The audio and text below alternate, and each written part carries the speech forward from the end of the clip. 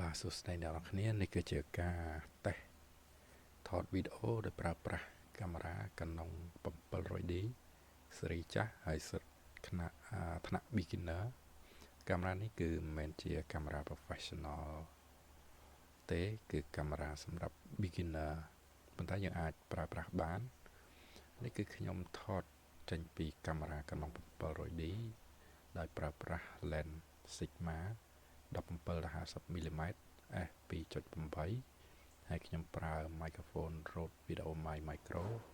ដោតផ្ទាល់ជាមួយនឹងកាមេរ៉ា Canon តែម្ដងហើយ lens Sigma នេះគឺវាមាន auto focus ឬ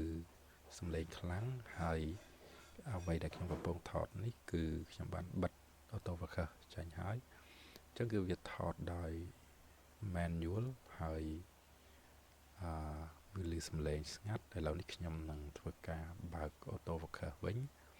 ហើយអ្នកនរគ្នាចាំស្ដាប់មើលថាតើវាមានសំឡេងរំខានកម្រិតណាដល់ពេលដែលខ្ញុំថតដាក់មីក្រូ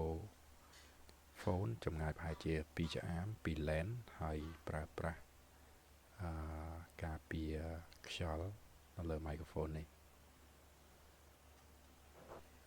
បាទឥឡូវនេះគឺថតប្រើប្រាស់ auto focus នៅលើ lens Sigma 17-50mm សំឡេង auto focus របស់ lens នេះគឺវាឮសំឡេងរំខានហើយខ្ញុំថតដោយប្រើប្រាស់ microphone Rode VideoMic Micro ដែលភ្ជាប់ជាមួយនឹងកាមេរ៉ាផ្ទាល់តែម្ដងហើយ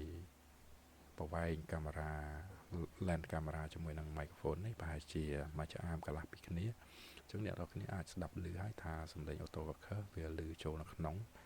microphone ដែរឬអត់ដោយសារ microphone នេះគឺប្រើប្រាស់ទប់ខ្យល់សន្ទះទប់ខ្យល់អញ្ចឹងសូមអ្នកនរគ្នាស្ដាប់មើលដូចតទៅ